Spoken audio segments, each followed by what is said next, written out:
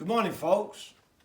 Today's thought for the day, trust God and then do something.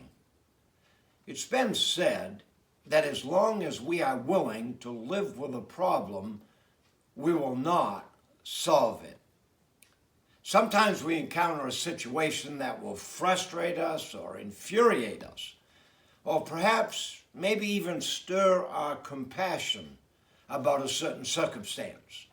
When that happens, have you ever stopped to think, this just might be a situation that God is calling you to tackle, to do something about it? There are many examples in the Bible, but one that comes to mind is the example of the story of David and Goliath. Here was this 9-foot giant who'd come out every morning and scream across the valley, blaspheming the God of Israel. And Israel's army was too scared of him to do anything.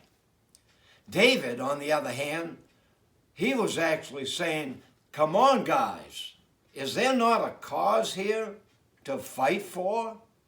But King Saul and the entire army felt Goliath was just too big to fight. David, he felt he was just too big to miss with his sling. What happened was he trusted God to show up and help him just as he had always done in the past. And indeed, if you know the story, he definitely did. Folks, if you're tired of the status quo, God may well be calling you to try and change it. Indeed, trust God, but then do something. I'm not sure how many of you might be familiar with the name Henrietta Mears.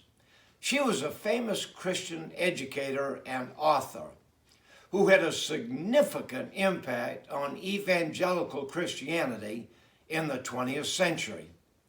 Her sphere of influence included the likes of Billy Graham and the former Senate chaplain Richard Halverson. Anyway, disappointed with the lack of good Christian education material, she started her own publishing company in her garage. That later became Gospel Light Publications, one of the best in the world. Later, when she couldn't find a good single-volume introduction to the Bible, she wrote one. To this day, it remains a bestseller. I have a copy in my library. Then, motivated by the absence of retreat facilities for Christians living in crowded Los Angeles, she found the perfect spot in the San Gabriel Mountains. After an intense time of prayer and trusting God for his leading, she negotiated the purchase of her retreat.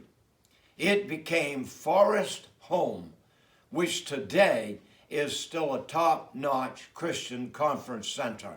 We have friends who have actually been there. She remarked that it was always seemingly at the point of her greatest frustration with the way things were, or hearing others say, someone ought to do something, she'd think, why not me? Then take a step of faith, and she said, I'd find that a bridge was always there. She hung her hat, so to speak, on the Bible verse, Isaiah chapter 41, verse 10, that said, be not dismayed or discouraged. I will help you.